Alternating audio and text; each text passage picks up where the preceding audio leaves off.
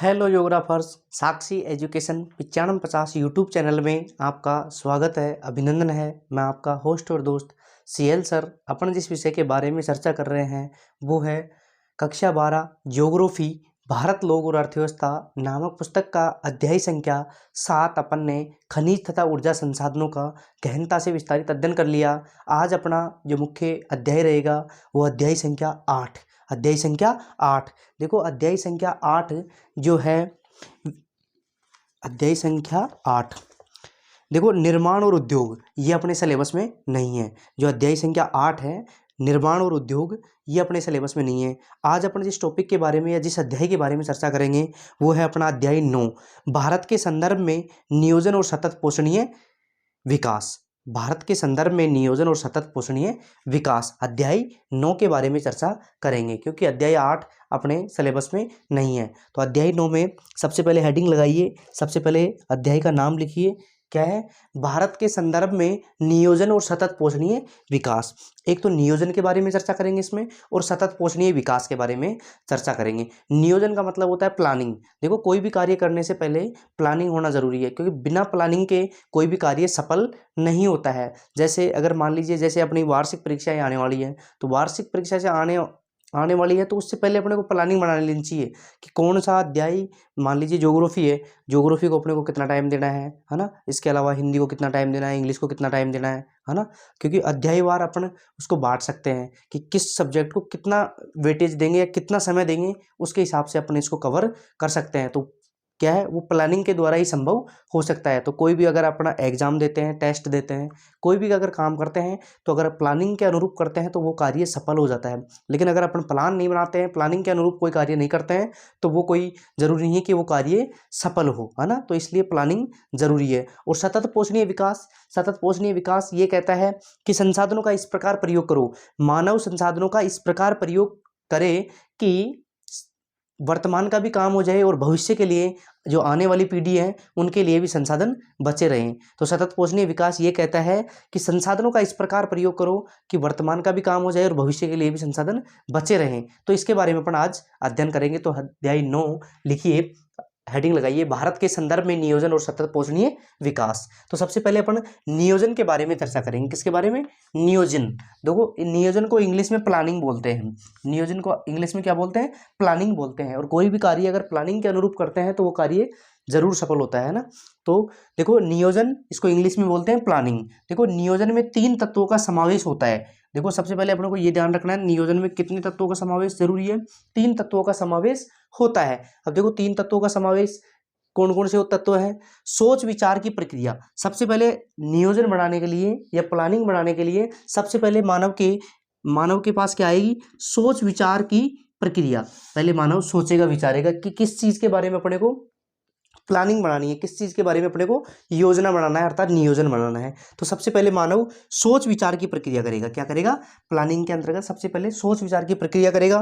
पहला काम क्या करेगा? वो सोचेगा, विचारेगा कि किसके बारे में अपने को प्लानिंग बनानी है। दूसरा, कार्यक्रम की रूपरेखा तैयार करना। अब अपन ने सोच लिया कि भाई सतत पोषणीय विकास के बारे में अपन को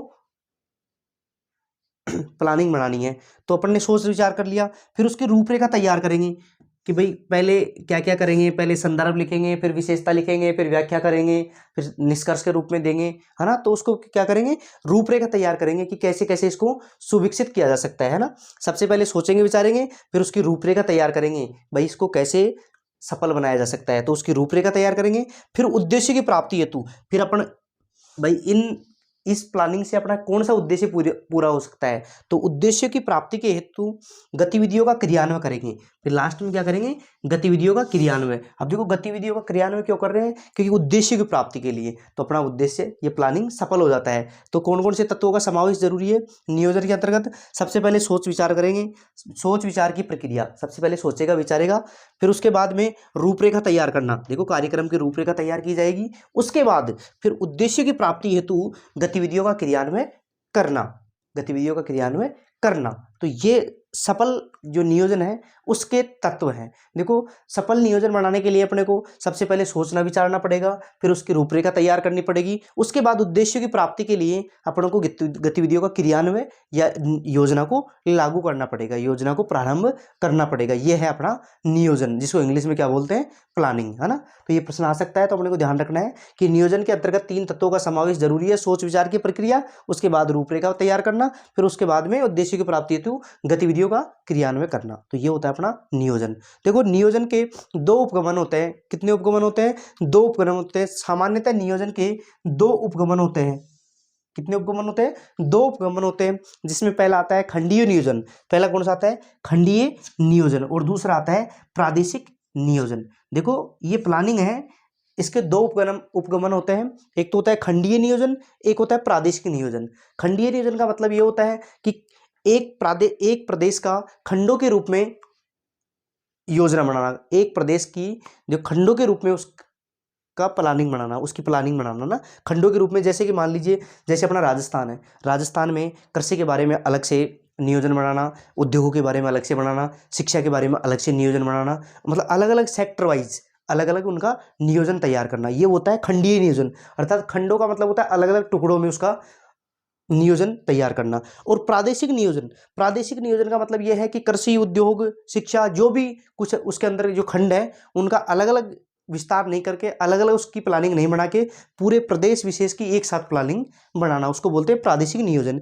ये खंडीय नियोजन है और दूसरा प्रादेशिक नियोजन है। खंडीय नियोजन के अंतर्गत अलग अलग सेक्टर वाइज अलग अलग खंडों के रूप में योजना तैयार की जाती है, जबकि प्रादेशिक नियोजन के अंतर्गत पूरे प्रदेश की एक साथ योजना बनाई जाती है। जैसे मान लीजिए खंडीय नियोजन के रूप में, जैसे अपने राजस्थान के बारे में, खंडीय नियोजन के बारे में, कृषि के बारे में अपन अलग नियोजन बनाएंगे, शिक्षा के बारे में अलग बनाएंगे, उद्योग धंधों के बारे में अलग बनाएंगे, परिवहन के बारे में अलग बनाएंगे। तो ये होता है खंडीय नियोजन, मतलब अलग अलग शाखाओं के रूप में ना, खंडों के रूप में। जबकि प्रादेशिक नियोजन का मतलब होता है पूरे प्रदेश विशेष के बारे में एक साथ उनकी प्लानिंग तैयार करना, इसको बोला जाता है प्रादेशिक नियोजन। तो अपन इनका एक एक का विस्तार पूर्वक अध्ययन करेंगे। सबसे पहले इसका स्क्रीनशॉट लीजिए, फिर अपन आगे चलते हैं।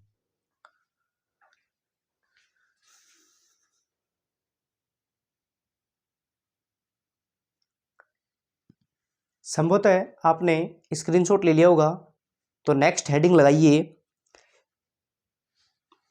खंडीय नियोजन। नेक्स्ट हेडिंग लगाइए नंबर 1, खंडीय नियोजन। खंडीय नियोजन। तो देखो, अपन जो नियोजन है उसके जो 2 उपगमन है उनके बारे में चर्चा कर रहे हैं। तो जो सबसे पहला जो उपगमन है वो है खंडीय नियोजन। कौन सा उपगमन है? खंडीय नियोजन। अब देखो, सबसे पहले इसका अर्थ देख लेते हैं। अर्थव्यवस्था के विभिन्न सेक्टरों, देखो अर्थव्यवस्था के विभिन्न सेक्टरों, अर्थव्यवस्था के विभिन्न सेक्टरों जैसे कृषि हो गया, सिंचाई, विनिर्माण, परिवहन, संचार, इसके अलावा सामाजिक अवसंरचनाओं और सेवाओं के विकास के लिए, और सेवाओं के विकास के लिए कार्यक्रम बनाना, सेवाओं के विकास के लिए कार्यक्रम बनाना तथा उनको लागू करना। देखो, अलग खंडीय नियोजन ये कहता है कि अलग अलग खंडों में उसका प्लानिंग बनाना, कार्य योजना बनाना और उसको लागू करना, ये होता है खंडीय नियोजन। अलग अलग भागों में उसकी योजना बनाना और उसको क्रियान्वित करना, अर्थात उसको लागू करना होता है खंडीय नियोजन। देखो, अर्थव्यवस्था के विभिन्न सेक्टरों जैसे कृषि के लिए अलग से नियोजन बनाना, सिंचाई के लिए अलग से, विनिर्माण के लिए अलग से, परिवहन के लिए अलग से, संचार के लिए अलग से, सामाजिक जो अवसंरचनाएं हैं उनके लिए अलग से, सेवाओं के विकास के लिए अलग से कार्यक्रम बनाना तथा उसको लागू करना, ये होता है खंडीय नियोजन। अर्थात अलग अलग खंड हो गए, है ना, अलग अलग खंडों का नियोजन तैयार करना और उसको क्रियान्वित करना अर्थात लागू करना, ये होता है खंडीय नियोजन। जबकि जो प्रादेशिक नियोजन है दूसरा अपना है प्रादेशिक नियोजन। तो हेडिंग लगाइए प्रादेशिक नियोजन। देखो, किसी भी प्रदेश अथवा देश, किसी भी प्रदेश अथवा देश, उसमें अलग अलग खंडों की प्लानिंग अलग अलग बनाई जा रही है, लेकिन इसमें संपूर्ण जो प्रदेश है उसकी एक साथ प्लानिंग बनाई जा रही है। तो किसी भी प्रदेश अथवा देश के सभी क्षेत्रों, देखो उसमें तो अलग अलग क्षेत्र हैं, इसमें प्रदेश अथवा देश के सभी क्षेत्र एक साथ आ गए ना। सभी क्षेत्रों में एक समान, सभी क्षेत्रों में एक समान आर्थिक विकास नहीं हुआ है। देखो, किसी भी प्रदेश अथवा देश के सभी क्षेत्रों में जो आर्थिक विकास है वो एक समान नहीं हुआ है। देखो किसी भी देश अथवा प्रदेश में अपन जाते हैं तो उसका आर्थिक विकास एक समान नहीं होता है ना। कुछ क्षेत्र बहुत अधिक विकसित है, कुछ क्षेत्र तो बहुत अधिक विकसित है और कुछ पिछड़े हुए हैं। तो ये बात बिल्कुल सत्य है, क्योंकि एक समान आर्थिक विकास किसी भी क्षेत्र में नहीं हुआ है। कुछ क्षेत्र तो अत्यधिक विकसित है, लेकिन कुछ क्षेत्र ऐसे हैं जिनमें बहुत ही विकास पिछड़ा हुआ है ना, कुछ क्षेत्र पिछड़े हुए हैं। विकास का यह असमान प्रतिरूप, विकास का यह कैसा प्रतिरूप है, असमान है। कुछ क्षेत्र विकसित है, कुछ क्षेत्र पिछड़े हुए हैं। तो विकास का यह असमान प्रतिरूप सुनिश्चित करता है कि नियोजक एक स्थानिक परिप्रेक्ष्य अपनाए। स्थानिक परिप्रेक्ष्य अपनाने का मतलब यह है कि सभी को समान रूप से समान आर्थिक क्रियाओं का लाभ मिले। ऐसा नहीं है कुछ क्षेत्र तो विकसित होते जा रहे हैं, कुछ क्षेत्र बिल्कुल ही पिछड़ते जा रहे हैं। अर्थात जो पिछड़े हुए क्षेत्र हैं और जो विकसित क्षेत्र हैं उनके बीच में जो गैप है वो गैप नहीं होना चाहिए। सबका समान रूप से आर्थिक विकास होना चाहिए। ये है अपना प्रादेशिक नियोजन, है ना। तो दोबारा देखिए, देखो प्रादेशिक नियोजन को दोबारा देखिए। किसी भी प्रदेश अथवा देश के सभी क्षेत्रों में एक समान आर्थिक विकास नहीं हुआ है। कुछ क्षेत्र अत्यधिक विकसित है तो कुछ क्षेत्र पिछड़े हुए हैं। विकास का यह असमान प्रतिरूप सुनिश्चित करता है कि नियोजक, जो योजना बनाने वाला, नियोजक का मतलब जो प्लानिंग बना रहा है, अर्थात प्लानिंग बनाने वाला नियोजक एक स्थानिक परिप्रेक्ष्य अपनाए। एक स्थानिक परिप्रेक्ष्य अपनाने का मतलब यह है कि सभी जगह सभी का समान विकास हो, है ना। तथा विकास में जो प्रादेशिक असंतुलन कम करने के लिए योजना बनाए।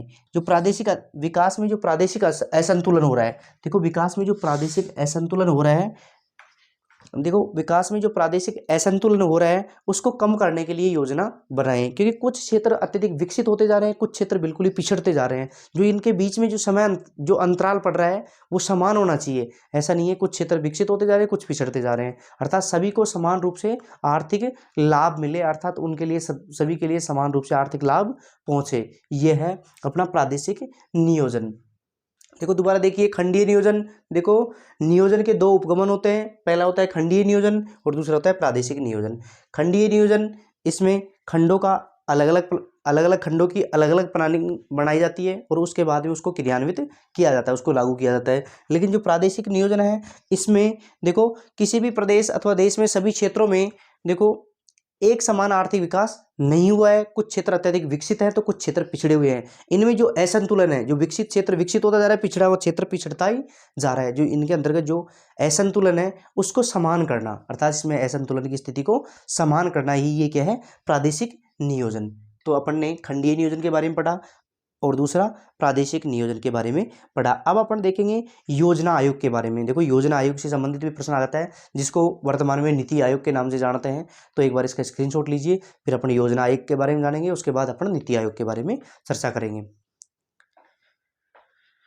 संभवत है आपने स्क्रीनशॉट ले लिया होगा, तो हेडिंग लगाइए, नेक्स्ट हेडिंग लगाइए योजना आयोग। योजना आयोग,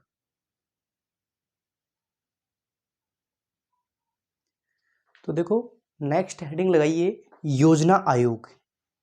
कौन सा आयोग, योजना आयोग के बारे में अपन चर्चा करेंगे, जिसको वर्तमान में नीति आयोग का नाम दिया गया है। 1 जनवरी 2015 के बाद में उसको नीति आयोग कहा गया है ना। तो देखो योजना आयोग, सबसे पहले अपने को याद रखना है योजना आयोग।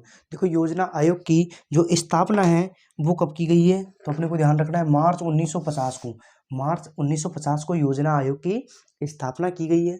उसके बाद इसका उद्देश्य, देखो योजना आयोग का उद्देश्य क्या है, केंद्र राज्य तथा जिला स्तर पर, केंद्र राज्य तथा जिला स्तर पर योजनाओं को तैयार करने की जिम्मेदारी। देखो केंद्र स्तर पर, राज्य स्तर पर और जिला स्तर पर योजनाओं को तैयार करने की जो जिम्मेदारी है वो किसकी है, योजना आयोग की है। जिसकी स्थापना कब हुई थी, मार्च 1950 में जिसकी स्थापना की गई थी। देखो योजना आयोग ने भारत में कितनी पंचवर्षीय योजनाओं को लागू किया, तो अपने को आंसर होना चाहिए अपना 12 पंचवर्षीय योजनाओं को लागू किया। किसने, योजना आयोग ने, है ना। जिसमें से प्रथम जो पंचवर्षीय योजना है ये भी पूछी जा सकती है। प्रथम पंचवर्षीय योजना 1951-52 से 1955-56, और आपसे अंतिम और जो 12वीं पंचवर्षीय योजना है वो भी पूछी जा सकती है। भाई अंतिम और 12वीं जो पंचवर्षीय योजना है वो कौन सी है और कब से कब तक लागू की गई थी, तो वो है अपना 2012 से 2017 तक। तो पहली तो कब हो गई 1951-52 से 55-56, और अंतिम और लास्ट बार ही हो गई 2012 से 2017 तक। तो ये भी अपने को याद रखना है, अपने बुक में नहीं है उसके बावजूद भी अपने को याद रखना है, क्योंकि इनसे प्रश्न बन सकता है ना। देखो समय समय पर, देखो समय समय पर प्राकृतिक आपदाओं के कारण, समय समय पर प्राकृतिक आपदाओं के कारण, राजनीतिक अस्थिरता के कारण, प्राकृतिक आपदाओं के कारण, राजनीतिक अस्थिरता के कारण और आर्थिक नीतियों के कारण, और आर्थिक नीतियों के कारण भी पंचवर्षीय योजनाओं को रोक दिया जाता था। देखो कौन कौन से कारण हुए, देखो प्राकृतिक आपदाओं के कारण, राजनीतिक अस्थिरता के कारण, इसके अलावा देखो आर्थिक नीतियों के कारण भी पंचवर्षीय योजनाओं को रोक दिया जाता था, और उनके स्थान पर एक वर्षीय योजनाओं का निर्माण किया जाता था। उनके स्थान पर एक वर्षीय योजनाओं का निर्माण किया जाता था, उसे रोलिंग प्लान कहा जाता है। तो अपने को याद रखना है, रोलिंग प्लान किसे कहते हैं। रोलिंग प्लान वह प्लान होता है जिसमें पंचवर्षीय योजनाओं के स्थान पर देखो किस किस के कारण, देखो प्राकृतिक आपदाओं के कारण, राजनीतिक अस्थिरता के कारण तथा आर्थिक नीतियों के निर्माण के कारण पंचवर्षीय योजनाओं के स्थान पर जो एक वर्षीय योजना बनाई जाती है उसको रोलिंग प्लान कहा जाता है, उसको रोलिंग प्लान कहा जाता है ना।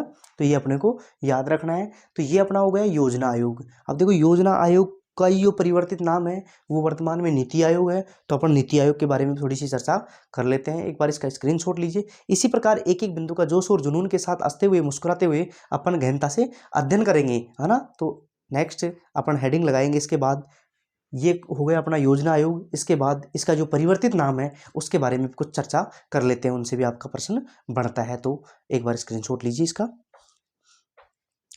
संभवत है आपने स्क्रीनशॉट ले लिया होगा।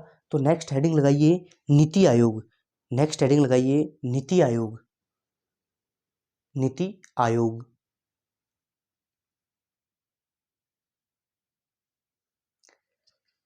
नेक्स्ट अपन नीति आयोग के बारे में चर्चा करेंगे। देखो योजना आयोग का परिवर्तित नाम ही नीति आयोग है, जिसकी स्थापना 1 जनवरी 2015 को की गई थी। उसके बारे में अपन विस्तार से चर्चा करेंगे, है ना। तो हेडिंग लगाइए नीति आयोग। देखो नीति आयोग स्थापना सबसे पहले आपसे पूछी जा सकती है, नीति आयोग की स्थापना कब हुई थी। तो 1 जनवरी 2015 को। ये वेरी वेरी वेरी इंपॉर्टेंट प्रश्न है, ये जरूर आपके परीक्षा में आने वाला है। ऐसे कैसे एजिट छपेगा, तो अपने को याद रखना है ना। योजना आयोग का नीति आयोग की स्थापना कब हुई, 1 जनवरी 2015 को। तो ये अपने को डेफिनेट याद रखना है, ये जरूर से जरूर आने की संभावना है ना। इसके बाद देखो 1 जनवरी 2015 को, 1 जनवरी 2015 को योजना आयोग का स्थान, योजना आयोग का स्थान नीति आयोग ने ले लिया। नीति आयोग ने ले लिया। तो देखो आपसे ये भी पूछा जा सकता है नीति आयोग का निर्माण किसके स्थान पर किया गया था। तो नीति आयोग का निर्माण योजना आयोग के नाम स्थान पर किया गया था। पहले नीति आयोग का नाम क्या था, योजना आयोग, लेकिन 1 जनवरी 2015 के बाद इसका नाम क्या कर दिया गया, नीति आयोग कर दिया गया। तो आपको ये भी ध्यान रखना है कि नीति आयोग किसके स्थान पर आया है, योजना आयोग के स्थान पर आया है ना। इसका मुख्य अंग देखो, नीति आयोग का जो मुख्य अंग है ये कौन सा है, टीम इंडिया। तो अपने को ये भी ध्यान रखना है, नीति आयोग का मुख्य अंग टीम इंडिया। कौन सा है, टीम इंडिया। देखो इसका उद्देश्य, नीति आयोग का उद्देश्य क्या है, केंद्रीय तथा राज्य सरकारों को युक्तिगत तथा तकनीकी सलाह देने के लिए। देखो सबसे पहला काम क्या हुआ है, सबसे पहला उद्देश्य क्या हुआ है इसका, केंद्रीय और जो राज्य सरकार है उसको युक्तिगत तथा तकनीकी सलाह देने के लिए किसकी स्थापना की गई थी, नीति आयोग की स्थापना की गई थी। दोबारा देखिए, केंद्रीय तथा राज्य सरकारों को युक्तिगत तथा तकनीकी सलाह देने के लिए नीति आयोग की स्थापना की गई थी। इसके अलावा भारत के आर्थिक नीति निर्माण में राज्यों की भागीदारी, भारत के आर्थिक नीति निर्माण में जो राज्यों की भागीदारी है उसको सुनिश्चित करने के लिए नीति आयोग की स्थापना की गई थी। तो नीति आयोग की स्थापना के जो उद्देश्य हैं वो 2 प्रमुख उद्देश्य हैं। कौन कौन से, पहला यह है कि केंद्र और राज्य सरकारों की जो युक्तिगत तथा तकनीकी केंद्रीय तथा राज्य सरकारों को युक्तिगत तथा तकनीकी सलाह प्रदान करना। दूसरा है भारत के आर्थिक नीति निर्माण में जो राज्यों की भागीदारी सुनिश्चित करने के लिए नीति आयोग, राज्यों की भागीदारी सुनिश्चित करने के लिए नीति आयोग की स्थापना की गई थी, है ना। तो ये अपना हो गया नीति आयोग। कौन सा आयोग? नीति आयोग। अब नीति आयोग के बाद में लक्ष्य क्षेत्र नियोजन के बारे में अपन चर्चा करेंगे। ये अपना नीति आयोग है, जिसमें से वेरी वेरी वेरी इंपॉर्टेंट प्रश्न है अपना। नीति आयोग की स्थापना कब हुई? 1 जनवरी 2015 को। किसके स्थान पर की गई? नीति आयोग की स्थापना किसके स्थान पर की गई? योजना आयोग के स्थान पर। ये दोनों प्रश्न वेरी इंपॉर्टेंट है, इसमें से ये बन सकते हैं आपके एग्जाम में ना, तो अपने को ये ध्यान रखना है। नेक्स्ट अपन चर्चा करेंगे लक्ष्य क्षेत्र नियोजन के बारे में। तो एक बार इसका स्क्रीनशॉट लीजिए, फिर अपन आगे चलते हैं। संभवतः आपने स्क्रीनशॉट ले लिया होगा, तो नेक्स्ट हेडिंग लगाइए लक्ष्य क्षेत्र नियोजन। नेक्स्ट हेडिंग लगाइए लक्ष्य क्षेत्र नियोजन। तो देखो अब अपन चर्चा करेंगे लक्ष्य क्षेत्र नियोजन के बारे में। लक्ष्य क्षेत्र नियोजन क्या है, इसमें क्या क्या होता है, उसके बारे में अपन अध्ययन करेंगे। तो ये भी आपसे पूछा जा सकता है ना। तो लक्ष्य क्षेत्र नियोजन, जो क्षेत्र आर्थिक रूप से पिछड़े हुए हैं। देखो लक्ष्य क्षेत्र नियोजन क्या है कि जो क्षेत्र आर्थिक रूप से पिछड़े हुए हैं, किस रूप से? आर्थिक रूप से पिछड़े हुए हैं, उन क्षेत्रों में नियोजन प्रक्रम को विशेष ध्यान देना चाहिए। उन क्षेत्रों में नियोजन जो प्रक्रम है उसको विशेष ध्यान देना चाहिए। देखो सबसे पहला कोटेशन क्या है? जो क्षेत्र आर्थिक रूप से पिछड़े हुए हैं उन क्षेत्रों में नियोजन जो प्रक्रम है उसको विशेष रूप से ध्यान देना चाहिए। बिल्कुल सही बात है ना। क्योंकि एक क्षेत्र का आर्थिक विकास, क्योंकि एक क्षेत्र का कौन सा विकास? आर्थिक विकास उसके संसाधनों पर निर्भर करता है, उसके संसाधनों पर आधारित होता है, उनसे संसाधनों पर, उसके संसाधनों पर आधारित होता है। क्योंकि किसी भी देश का आर्थिक विकास तब होगा जब उनके पास संसाधन उपलब्ध होंगे। तो देखो दोबारा देखिए, जो क्षेत्र जो क्षेत्र आर्थिक रूप से पिछड़े हुए हैं, जो क्षेत्र आर्थिक रूप से पिछड़े हुए हैं उन क्षेत्रों में नियोजन प्रक्रम को विशेष ध्यान देना चाहिए। क्योंकि एक क्षेत्र का आर्थिक विकास उसके संसाधनों पर आधारित होता है, लेकिन कभी कभी संसाधनों से भरपूर क्षेत्र भी पिछड़े रह जाते हैं। देखो मुख्य रूप से किसी भी देश का या किसी भी क्षेत्र का आर्थिक विकास वहाँ के संसाधनों पर निर्भर करता है। जहाँ पर अच्छी क्वालिटी के और उच्च गुणवत्ता वाले संसाधन पाए जाते हैं उसका आर्थिक विकास अधिक समृद्ध बताया जाता है सामान्यतः। लेकिन कभी कभार संसाधनों से भरपूर क्षेत्र भी पिछड़े रह जाते हैं। उसका कारण क्या है? क्योंकि संसाधन तो अपने पास खूब उपलब्ध है, लेकिन जब तक अपने पास तकनीकी ज्ञान उपलब्ध नहीं है या पूंजी नहीं है अपने पास, तकनीकी ज्ञान के अभाव में अपन उन संसाधनों का प्रयोग नहीं कर सकते, है ना। इस वजह से भी वो पिछड़े क्षेत्र रह जाते हैं। लेकिन सामान्यतः माना जाता है कि जिस क्षेत्र के पास या जिस प्रदेश के पास संसाधनों की अधिकता होती है वह क्षेत्र आर्थिक रूप से समृद्ध प्रदेश माना जाता है। लेकिन ये सभी क्षेत्रों में संभव नहीं है, क्योंकि जिन क्षेत्रों के पास आर्थिक विकास, देखो जिन क्षेत्रों का आर्थिक विकास उच्च है वहाँ पर संसाधन तो उपलब्ध है ही, लेकिन साथ साथ में उनके पास तकनीकी ज्ञान भी है और उनके पास पैसा भी है, अर्थात मनी भी है। तब जाके अपने संसाधन आर्थिक विकास में महत्वपूर्ण योगदान देते हैं। लेकिन ऐसा नहीं है कि अपने पास संसाधन उपलब्ध हैं तो अपना आर्थिक विकास समृद्ध होगा। क्योंकि अगर अपने पास तकनीकी ज्ञान नहीं है, अपने पास पैसे नहीं है, तो अपने पास संसाधन उपलब्ध होते हुए भी अपना आर्थिक रूप से पिछड़े क्षेत्रों के अंतर्गत आते हैं। तो दोबारा देखिए इसको, जो क्षेत्र आर्थिक रूप से पिछड़े हुए हैं उन क्षेत्रों में नियोजन जो प्रक्रम है उसको विशेष रूप से ध्यान देना चाहिए। क्योंकि एक क्षेत्र का आर्थिक विकास उसके संसाधनों पर आधारित होता है, लेकिन एक क्षेत्र का आर्थिक विकास किस पर निर्भर होता है? उसके संसाधनों पर आधारित होता है। लेकिन कभी संसाधनों से भरपूर क्षेत्र भी पिछड़े रह जाते हैं। आर्थिक विकास के लिए संसाधनों के साथ साथ, देखो आर्थिक विकास अपने को संपूर्ण आर्थिक विकास चाहिए तो संसाधन तो होने ही चाहिए। तो संसाधनों के साथ साथ तकनीकी और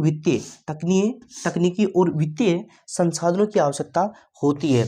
देखो अपने पास अगर अपना किसी भी क्षेत्र का आर्थिक विकास करना है तो उसके पास संसाधनों का होना तो अति आवश्यक है। संसाधन तो होने ही चाहिए, लेकिन संसाधनों के साथ साथ उसके पास तकनीकी ज्ञान होना चाहिए, है ना। और उसके साथ उनके पास वित्तीय संसाधन भी उपलब्ध होने चाहिए, अर्थात मनी भी उनके पास उपलब्ध होनी चाहिए। तब जाके किसी देश का या किसी क्षेत्र का आर्थिक विकास संपन्न हो पाता है ना। क्षेत्रीय एवं सामाजिक विषमताओं की प्रबलता को काबू में रखने के लिए, क्षेत्रीय और सामाजिक विषमताओं की प्रबलता को काबू में रखने के लिए योजना आयोग ने लक्ष्य क्षेत्र तथा लक्ष्य समूह योजना उपागमों को प्रस्तुत किया। किस किस को प्रस्तुत किया? लक्ष्य क्षेत्र को, लक्ष्य समूह योजना को प्रस्तुत किया। किसने? योजना आयोग ने, है ना। अब देखो नेक्स्ट हेडिंग लगाइए, लक्ष्य क्षेत्रों के कुछ उदाहरण। देखो लक्ष्य क्षेत्रों के कुछ उदाहरण कौन कौन से हैं, जिसमें पहला आता है कमान नियंत्रित क्षेत्र विकास कार्यक्रम। पहला कौन सा है? कमान नियंत्रित क्षेत्र विकास कार्यक्रम, ये लक्ष्य क्षेत्रों के अंतर्गत आता है। इसके अलावा सूखाग्रस्त क्षेत्र विकास कार्यक्रम, ये भी लक्ष्य क्षेत्र के अंतर्गत आता है। इसके अलावा पर्वतीय क्षेत्र विकास कार्यक्रम, ये भी लक्ष्य क्षेत्र कार्यक्रम के अंतर्गत आता है। इसके अलावा चौथा है लघु कृषक विकास संस्था, लघु कृषक विकास संस्था, जिसको शॉर्ट में SFDA, एस का मतलब small farmer development agency, small farmer development agency. तो ये फुल फॉर्म भी आपसे पूछी जा सकती है कि SFDA की फुल फॉर्म क्या है, तो अपने को लिखना है स्मॉल फॉर्मल डेवलपमेंट एजेंसी। इसके अलावा लक्ष्य क्षेत्रों के अंतर्गत लास्ट और पांचवा और अंतिम सीमांत किसान विकास संस्था, सीमांत किसान विकास संस्था, जिसको शॉर्ट रूप में MFDA। अब देखो इन दोनों में अंतर क्या है, यहाँ पर S है और यहाँ पर M है। S का मतलब स्मॉल फार्मर डेवलपमेंट एजेंसी, लेकिन M का मतलब क्या हो गया? मीडियम। M का मतलब क्या हो गया? मीडियम। M का मतलब क्या हो गया? Medium farmers development agency. तो ये स्मॉल हो गया और इसका मीडियम हो गया, बस इतना सा अंतर है। दोबारा देखिए, लक्ष्य क्षेत्र नियोजन, जो क्षेत्र आर्थिक रूप से पिछड़े हुए हैं उन क्षेत्रों में नियोजन प्रक्रम को विशेष रूप से ध्यान देना चाहिए, क्योंकि वो क्षेत्र पिछड़े हुए हैं इसलिए, है ना। क्योंकि एक क्षेत्र का आर्थिक विकास उसके संसाधनों पर आधारित होता है। एक क्षेत्र का आर्थिक विकास उसके संसाधनों पर आधारित होता है। जिस देश के पास या जिस प्रदेश के पास संसाधन अधिक होते हैं वो आर्थिक रूप से समृद्ध माना जाता है सामान्यतः। लेकिन कभी कभार संसाधनों से भरपूर क्षेत्र भी पिछड़े रह जाते हैं, क्योंकि संसाधनों से भरपूर क्षेत्र भी पिछड़े इसलिए रह जाते हैं क्योंकि ना तो उनके पास तकनीकी ज्ञान होता है और ना ही उनके पास पूंजी होती है ना। आर्थिक विकास के लिए देखो आर्थिक विकास के लिए संसाधनों के साथ साथ, देखो संसाधन तो होने ही चाहिए, उसके साथ साथ अपने पास तकनीकी ज्ञान भी होना चाहिए और वित्तीय संसाधनों की आवश्यकता भी होती है। तो ये भी अपने पास उपलब्ध होना चाहिए, तब जाके किसी भी क्षेत्र का आर्थिक विकास संभव हो पाता है। क्षेत्रीय एवं सामाजिक विषमताओं की प्रबलता को काबू रखने के लिए योजना आयोग ने लक्ष्य क्षेत्र और लक्ष्य समूह योजना आगमों या उपागमों को प्रस्तुत किया। देखो अब लक्ष्य क्षेत्रों के कुछ उदाहरण हैं। लक्ष्य क्षेत्रों के कुछ उदाहरण कौन कौन से हैं? पहला कमान नियंत्रित क्षेत्र विकास कार्यक्रम, दूसरा सूखाग्रस्त क्षेत्र विकास कार्यक्रम, तीसरा पर्वतीय क्षेत्र विकास कार्यक्रम, चौथा लघु कृषक विकास संस्था जिसको SFDA small farmer development agency बोला जाता है। इसके अलावा सीमांत किसान विकास संस्था MFDA अर्थात मीडियम फार्मर डेवलपमेंट एजेंसी के नाम से जाना जाता है। तो ये अपना हो गया लक्ष्य क्षेत्र नियोजन। क्या हो गया? लक्ष्य क्षेत्र नियोजन। एक बार इसका स्क्रीनशॉट लीजिए, फिर अपन आगे चलते हैं। इसी प्रकार एक एक बिंदु का गहनता के साथ धुआंधार तरीके से, शानदार तरीके से, जोश और जुनून के साथ हंसते हुए, मुस्कुराते हुए एक एक बिंदु का गहनता से अपन अध्ययन करेंगे। एक बार इसका स्क्रीनशॉट लीजिए, फिर अपन आगे चलते हैं। संभवतः आपने स्क्रीनशॉट ले लिया होगा, तो नेक्स्ट हेडिंग लगाइए पर्वतीय क्षेत्र विकास कार्यक्रम। नेक्स्ट हेडिंग लगाइए पर्वतीय क्षेत्र विकास कार्यक्रम।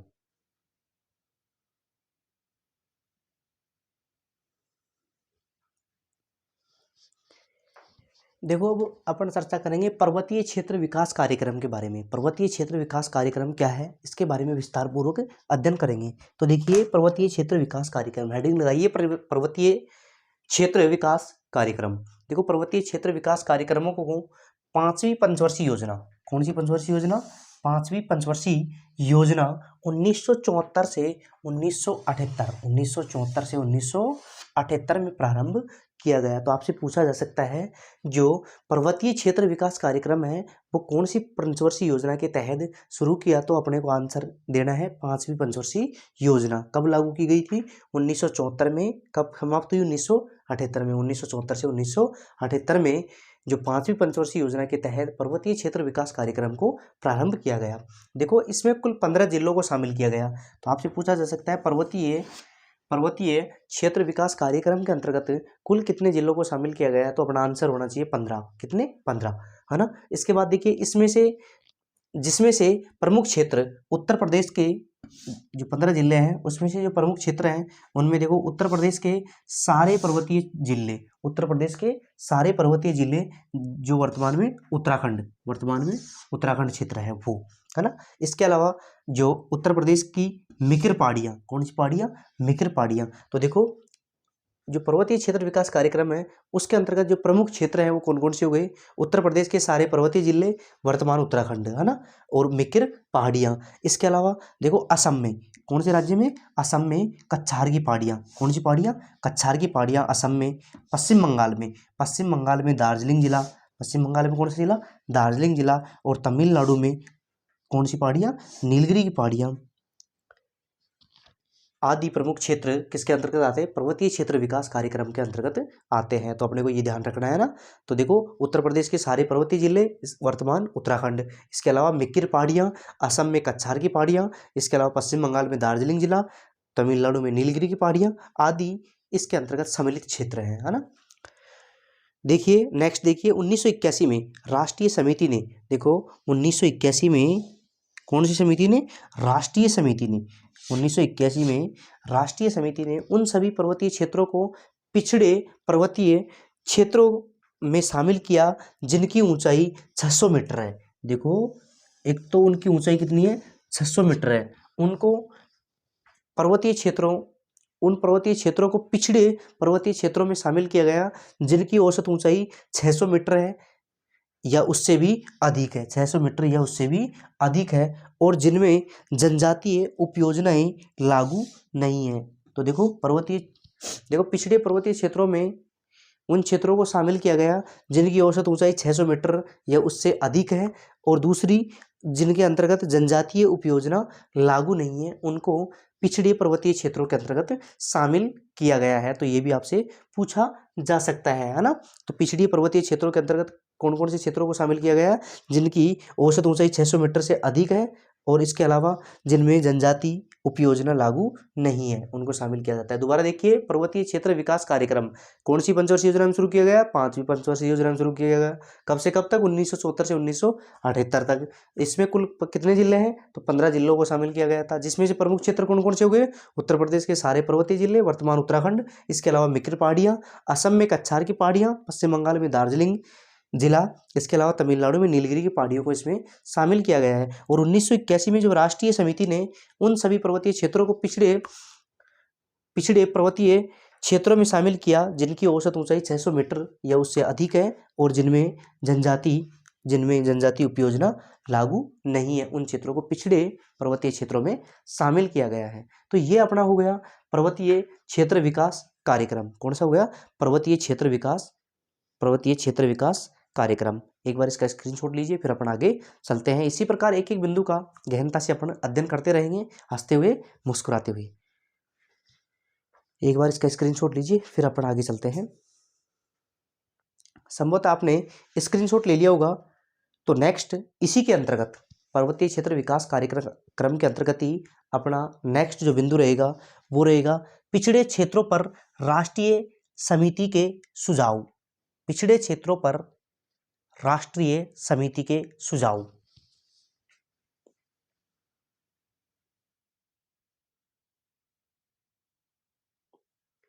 तो देखो नेक्स्ट अपन चर्चा करेंगे पिछड़े क्षेत्रों पर जो राष्ट्रीय समिति के सुझाव थे वो क्या क्या थे। जो पर्वतीय क्षेत्र थे वहाँ पर पिछड़े लोग जो निवास करते थे वहाँ पर जो राष्ट्रीय समिति ने क्या क्या सुझाव दिए उसके बारे में अपन चर्चा कर रहे हैं, है ना। पर्वतीय क्षेत्र विकास कार्यक्रम में ही अपन चल रहे हैं, उसी के अंतर्गत ये अपना नेक्स्ट बिंदु है। पिछड़े क्षेत्रों पर जो राष्ट्रीय समिति के जो सुझाव दिए हैं वो कौन कौन से हैं। नंबर 1, सभी लोग लाभान्वित हों। नंबर 1 क्या है, सभी लोग लाभान्वित हो, केवल प्रतिभाशाली व्यक्ति ही नहीं। ऐसा नहीं है, इस समिति ने क्या निर्धारित किया कि ऐसा नहीं है कि जो प्रतिभाशाली लोग हैं वही लाभान्वित होंगे। इसने कहा है कि सभी लोग लाभान्वित होने चाहिए, है ना। दूसरा, स्थानीय संसाधनों और प्रतिभाओं का विकास।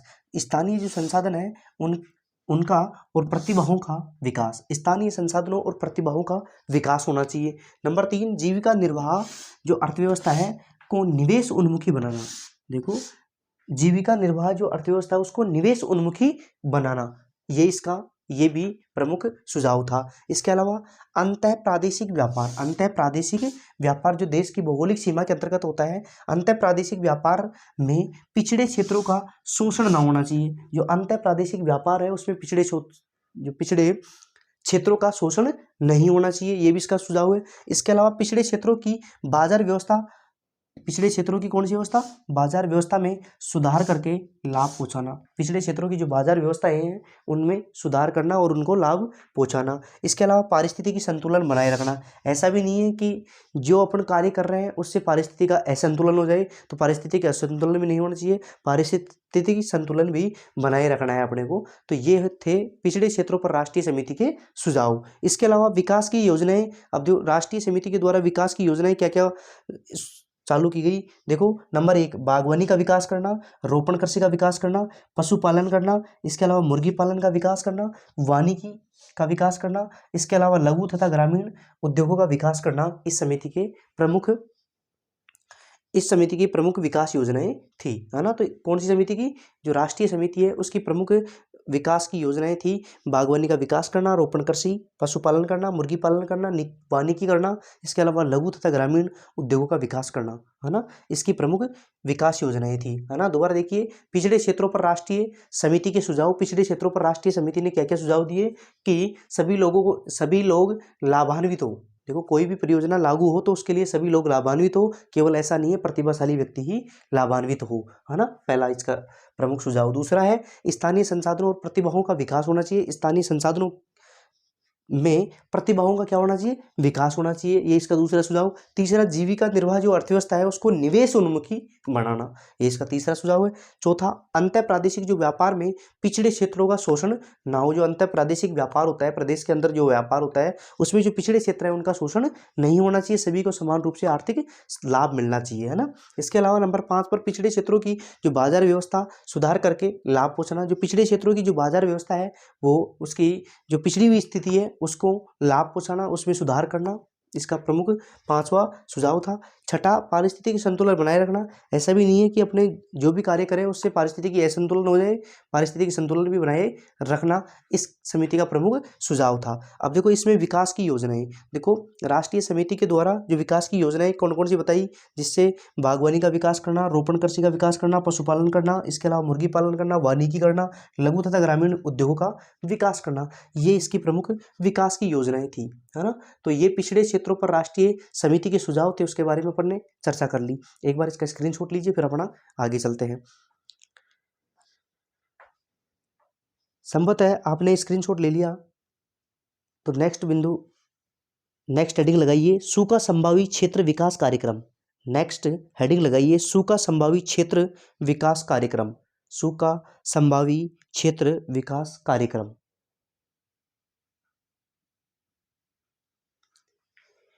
तो देखो नेक्स्ट अपन चर्चा करेंगे सूखा संभावी क्षेत्र विकास कार्यक्रम। देखो सूखा संभावी क्षेत्र विकास कार्यक्रम के बारे में भी आपसे पूछा जा सकता है, क्योंकि ये भी इंपॉर्टेंट प्रश्न बनता है यहाँ से भी ना।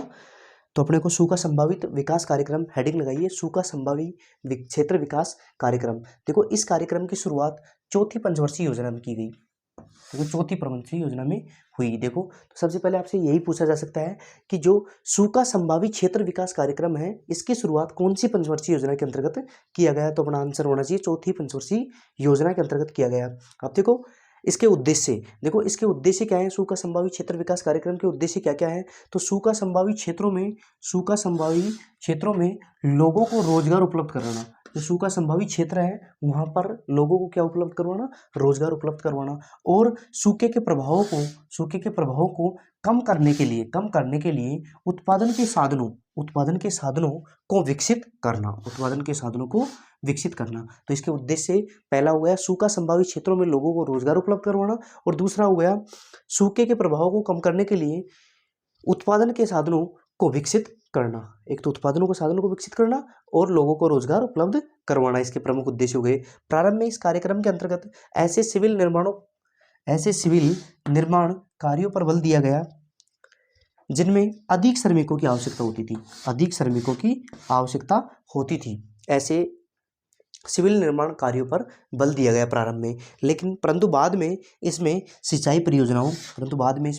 किस किस पर जोर दिया गया? सिंचाई परियोजनाओं, इसके अलावा भूमि विकास कार्यक्रमों, इसके अलावा वनीकरण, इसके अलावा चारागाह विकास और आधारभूत ग्रामीण अवसंरचनाओं जैसे विद्युत हो गया, इसके अलावा सड़कें हो गई, बाजार हो गया, ऋण सुविधाओं और सेवाओं पर जोर दिया गया। तो ये था अपना सूखा संभावित क्षेत्र विकास कार्यक्रम, जिसके प्रमुख उद्देश्य ये है।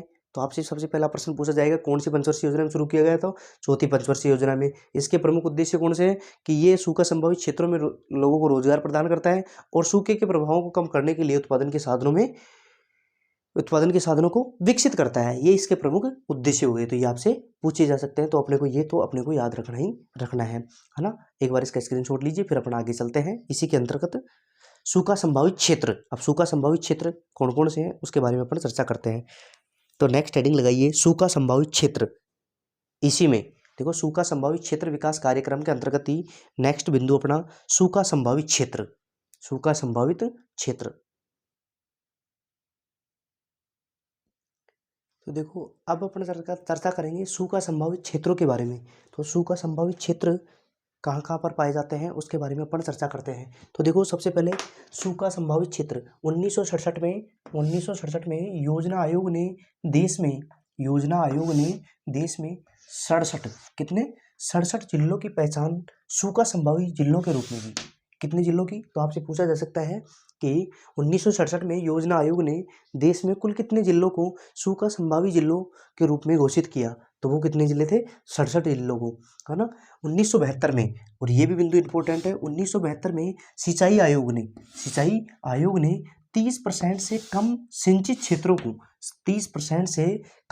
क्षेत्रों को सूखा संभावित क्षेत्र माना है। जिन क्षेत्रों में 30% से भी कम क्षेत्र सिंचित पाया गया है, उन क्षेत्रों को सूखा सिंचित क्षेत्रों की श्रेणी में रखा गया है ना।